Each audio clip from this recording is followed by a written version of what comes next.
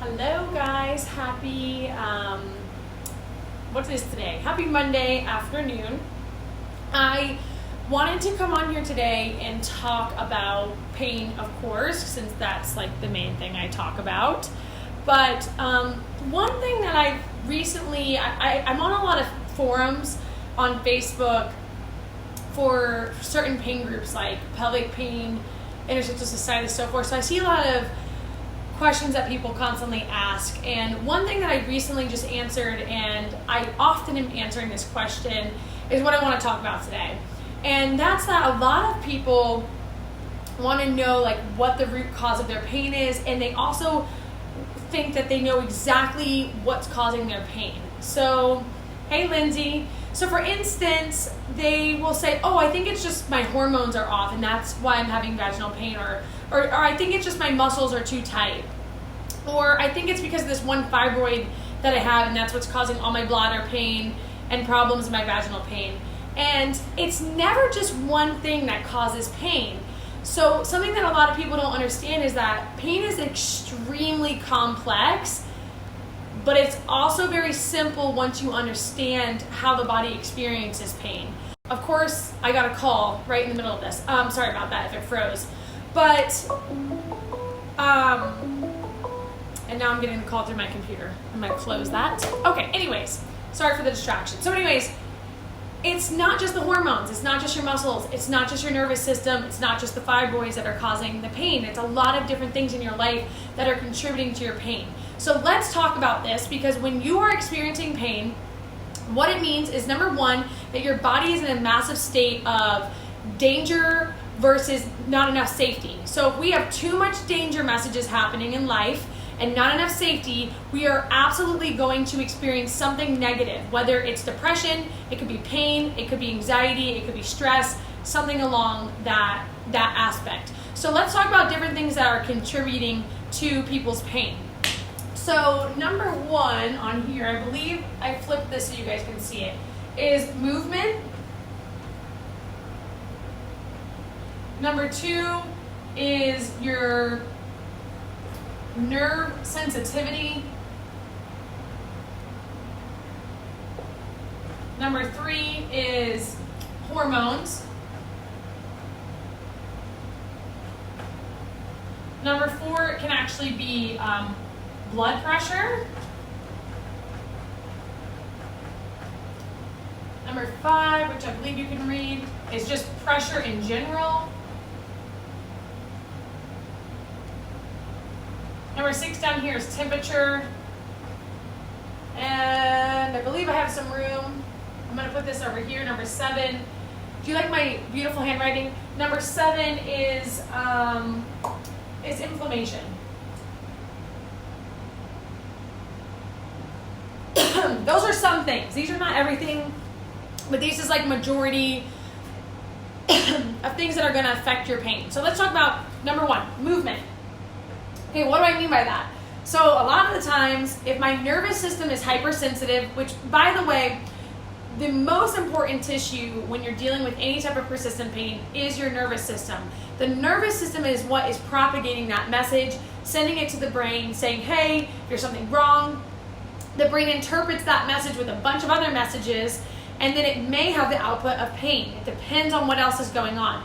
Now, movement is a large factor in people's pain. So if I go and I exercise too much, or if I'm too active, I'm going to increase my pain and I'll cause a flare-up. Now, one thing I find is there's two extremes. Some people they do too much movement, and that's actually a big reason why their pain never stops, because they never let their body relax and then slowly pace back up to where their body's in a rehab mode. They just never understand and correlate that they're doing too much physical activity. And that physical activity might be something as simple as walking, but it's still too much.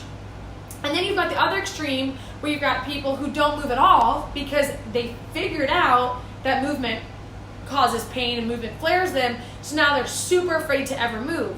That's not good either. So if we're doing too much movement or not enough movement, that's going to contribute to your pain. The nervous system sensitivity, some people, actually most people I talk to that have chronic pain will tell me, I've got a really high pain tolerance. I hear that all the time. I have a really high pain tolerance. And I don't mean this to be offensive by any means, so please don't take it that way. But actually, when you're having chronic pain, it means you don't have a high pain tolerance. However, you are extremely good at suffering from pain. You are extremely used to suffering from pain because you deal with it all the time. So yes, people who are in chronic pain, you all the time are dealing with this chronic pain and your body's gotten used to it, but it does not mean you have a high pain tolerance. If you had a high pain tolerance, your nervous system wouldn't constantly be sending up messages saying, hey, we're in pain, we're in pain. So what's happening is, we know this from, if you look at the recent research, what's happening is your nervous system at the peripheral nerves can become extra turned on. They are extra sensitive. They're more ramped up than the average person. So that means you need less stimuli from the environment for that nerve to send a message up to the brain. That's one thing that happens. We call this peripheral sensitization. So if you want to look that up, peripheral, I know that sounds like a big word and I'm not even pronouncing it that well. Peripheral sensitization, okay? Secondarily, with the nervous system, something that happens is something called central sensitization. And this is really crappy and really shitty, to be honest with you, but what happens is the spinal cord, at the spinal cord level alone, when the spinal cord gets that message of danger, it can actually ramp up that message, and instead of just sending one message of danger, it actually might send 5 messages of danger to the brain when really there wasn't that much danger. So then the brain receives the message and it thinks that somebody just stabbed you when they might have just touched you. So when you're dealing with chronic pain, typically something along that line is happening within the nervous system. So your pain tolerance is actually very low, and we have to rehab the nervous system to allow it to relax and calm down and not be sending so many messages up to the brain. So the brain is literally being bombarded 24/7 with danger, danger, danger. So no wonder why you always feel like crap. No wonder you're always tired. No wonder you can't concentrate and think about anything or remember things, and you have mental confusion. This is why all this happens, is because the brain is being overloaded with danger messages from that sensitive nervous system. Okay, hormones. Hormones play a big role, especially with women, which is my main population. Estrogen itself can be pro-inflammatory. So when I'm, on certain aspects of my cycle, just the estrogen alone can ramp up my sensitivity. Well, if I already have a sensitive nervous system, and now I'm ramping up my estrogen depending on what part of my cycle I'm on, then that might cause you to flare.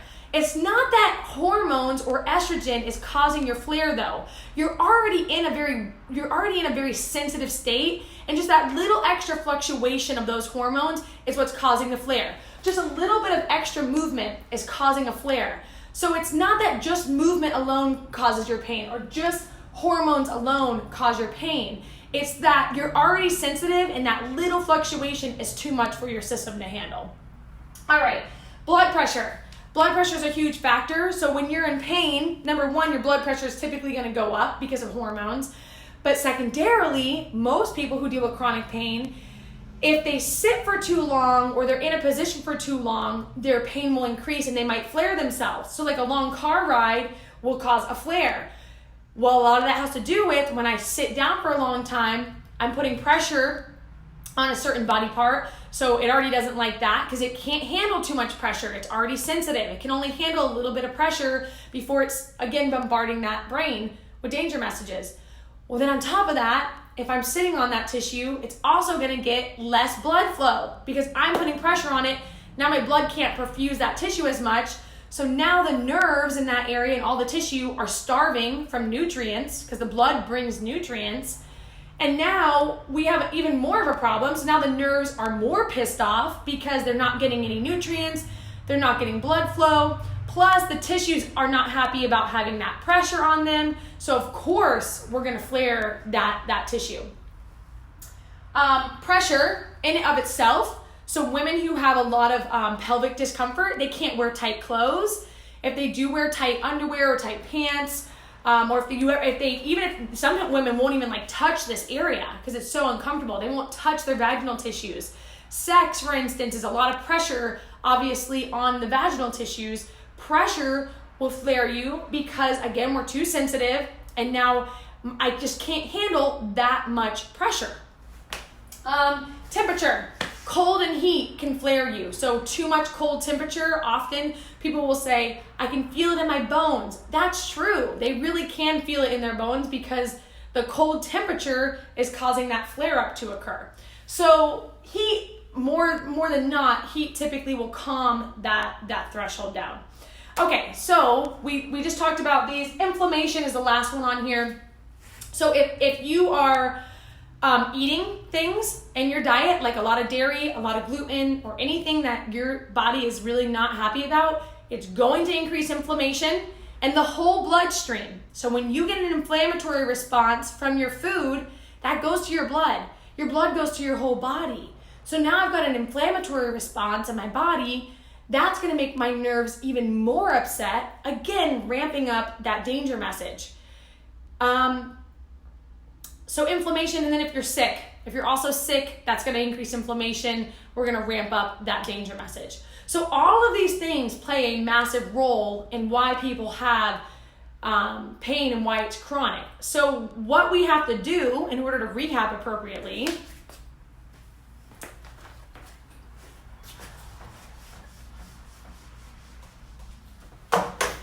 first off, you want to figure out, of those, which ones are triggering you the most? Is it movement?